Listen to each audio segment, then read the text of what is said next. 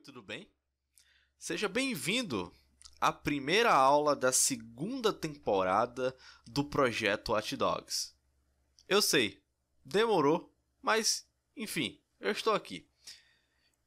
E nessa primeira aula, a gente vai falar um pouco mais sobre os processos. Mas antes de eu entrar nesse assunto, eu quero falar para você o que é que a gente vai explorar nessa segunda temporada desse longo projeto, né?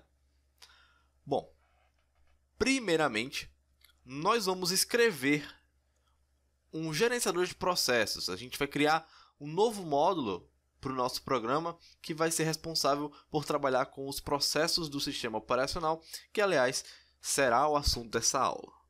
Após isso, nós iremos refatorar o nosso projeto para o paradigma orientado a objetos. E depois disso, na última parte da segunda temporada, nós iremos criar uma interface gráfica para o nosso programa usando a biblioteca WX Widgets. Então, esses serão os três pilares dessa segunda temporada: processos, orientação a objetos e interface gráfica. Beleza? Então vamos lá. Vamos começar com o assunto da aula. Tá? Nessa aula eu quero explicar para vocês o que são processos e como é que a gente vai trabalhar com eles dentro do projeto Watch Dogs. E primeiramente, qual é a importância dos processos para um sistema operacional, digamos assim. Então vamos lá. Um processo ele é basicamente um programa em execução. Ponto. Essa é a definição de um processo. Ok. Eu acho que você já deve saber disso, mas caso você não saiba, tem como você ver a lista de processos que estão sendo executados no momento aí no seu computador, no seu sistema operacional. No Windows, basta você vir aqui na barrinha, gerenciador de tarefas. No Linux também basta você abrir o gerenciador de tarefas. Tá bom?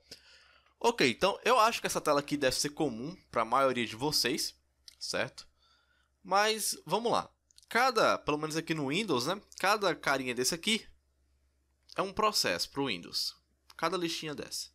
Ou seja, basicamente, são programas que estão rodando nesse momento no meu computador. Beleza, até aí parece ser uma coisa extremamente boba. Eu acredito que a maioria de vocês já saibam disso. Mas vamos se aprofundar um pouco mais em processos? Vamos lá. Basicamente, o que a gente vai fazer no nosso programa é o seguinte. Lá, quando a gente for começar a parte do código, a gente vai criar uma funcionalidade para listar todos os processos que estão sendo executados no sistema operacional do usuário. Vamos também pegar informações como o nome, o tempo de execução e os recursos que esse processo está consumindo. Olha só, como um processo ele é um programa em execução, esse programa precisa consumir recursos do computador, da máquina. O próprio Windows e o Linux também, eles mostram isso no gerenciador de tarefas do sistema. Você pode ver que cada processo ele come uma determinada fatia da CPU, da memória, do disco, da rede e da GPU. Esses são os 5 caras de onde um processo pode tirar recursos. E nós vamos pegar essas informações através de uma biblioteca, certo? Na hora que a gente for começar a parte do código lá no script. Tá? Então, além da gente pegar a lista de processos que estão sendo executados no sistema operacional, nós iremos pegar também o quanto de recurso um determinado processo está consumindo no sistema. Beleza, até aí ainda parece muito raso, né? Ainda parece uma coisa muito óbvia. Mas vamos ver agora uma coisa um pouquinho avançada. Se você vier aqui, se você estiver usando o Windows, tá? Você não precisa me seguir, eu só quero te mostrar a teoria, mas se você quiser, quando você vem em cima de um processo, vem com o botão direito nele, deixa eu abrir aqui um. Você vai ver que aparece uma opção aqui chamada Ir para detalhes. Vamos clicar. Beleza. E aqui você tem um detalhamento maior aí do processo, certo? Qual é o meu ponto aqui? O meu ponto aqui é te apresentar um campo chamado PID, ou PID. O PID, ele significa Process Identifier, ou seja, identificador de processo. Ou seja, é basicamente um número que o sistema operacional usa para identificar um processo. O sistema operacional, ele não trabalha com o processo através do nome dele que você está vendo aqui. Que no caso OBS, FFmpeg, não. Um sistema operacional ele trabalha com o PID de um processo. O PID é o identificador do processo, como eu já te falei. Cada processo tem um PID diferente.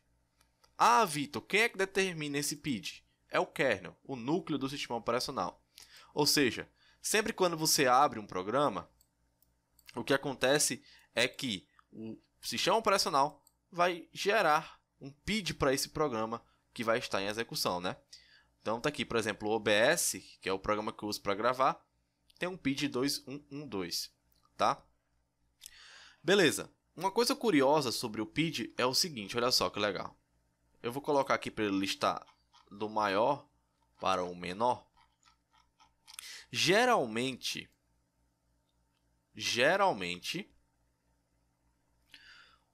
os menores PIDs, que no caso você vê aqui, ó, 0, 4, 388, geralmente os menores PIDs, eles são os primeiros processos que são executados na hora que o sistema operacional é ligado. Tanto que se você parar para olhar, ó, um dos primeiros processos, se não o primeiro, que é executado aqui no Windows, tem um PID 4, ele é um processo do kernel, né? É um processo a mais baixo nível no sistema operacional. E aqui você vê, ó, outros programas do próprio Windows aqui, ó, sendo carregados. Geralmente esse é um padrão, tá? Geralmente os primeiros processos que o sistema operacional inicia na hora que ele está sendo ligado, digamos assim, tem PIDs baixos. Então, por exemplo, aqui na minha área de trabalho, eu tenho um executável da Godot, que é uma engine de criação de jogos. Ó, godot.exe é um arquivo executável. Eu posso abrir aqui ele vai gerar um novo processo para mim, tá? E caso eu quisesse, eu poderia, através do PID desse processo que foi aberto aqui, detectar qual é o caminho, qual é o diretório aonde o executável desse processo está. No caso, está aqui na minha área de trabalho, né? Então, a gente consegue trabalhar com todas essas informações que eu falei agora para você, com uma biblioteca lá na hora que a gente começar a trabalhar com o código, certo? Então, a minha ideia nessa aula foi te introduzir aos processos, falar o que era PID, falar o que é que você consegue fazer com PID, entre outras coisas.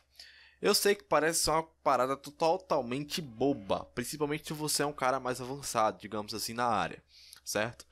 Mas não é, tá? Eu ia precisar que você soubesse o que era PID, o que era processo, antes da gente começar de fato no código, beleza? Então é isso, eu te vejo na próxima aula. Tchau, tchau.